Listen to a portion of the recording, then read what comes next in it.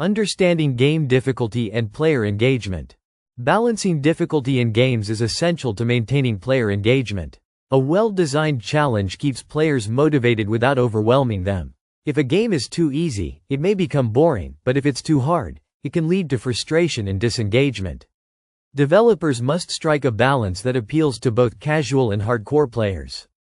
Implementing adaptive difficulty systems. Many modern games use adaptive difficulty systems to tailor challenges to a player's skill level. These systems adjust enemy behavior, puzzle complexity, or in-game resources based on a player's performance. Games like Resident Evil 4 and Celeste offer dynamic difficulty that responds to how well a player is doing, ensuring a satisfying experience for all skill levels. Providing multiple difficulty modes. Offering multiple difficulty settings allows players to choose the experience that suits them best.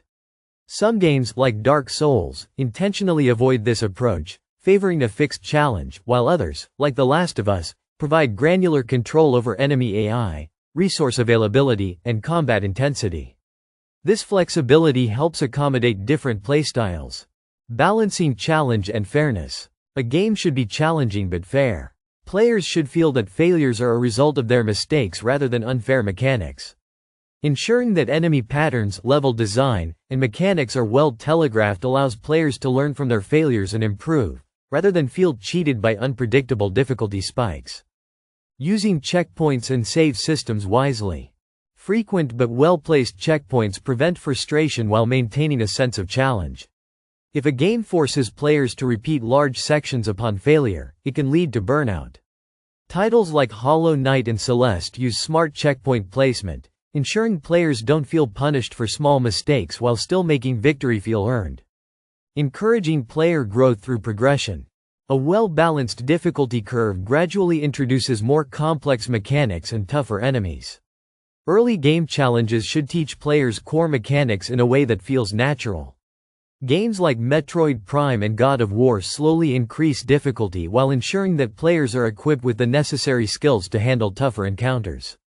Providing optional assistance features. Accessibility settings and assist modes allow players to tailor difficulty without compromising the core challenge. Features like aim assist, enemy scaling, or infinite retries help players who may struggle with traditional difficulty settings. Celeste does this well by offering optional assists without diminishing the satisfaction of overcoming a challenge. Encouraging exploration and experimentation. Players should have multiple ways to approach challenges, whether through stealth, combat, or puzzle solving. Offering flexibility in problem solving allows players to engage with the game in ways that suit their playstyle.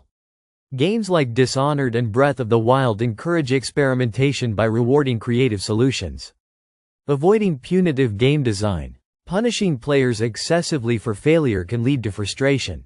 While games like Dark Souls thrive on difficult encounters, they also reward players with meaningful progression and fair mechanics. Games should make failure a learning opportunity rather than a punishment, ensuring that players remain engaged instead of feeling discouraged. The future of difficulty balancing in games. With advancements in AI and procedural difficulty adjustment, future games may become even more responsive to player skill. Developers are exploring ways to make games both accessible and rewarding, ensuring that difficulty enhances immersion rather than becoming a barrier to enjoyment. By carefully balancing challenge and fairness, game designers can create experiences that remain engaging for all types of players.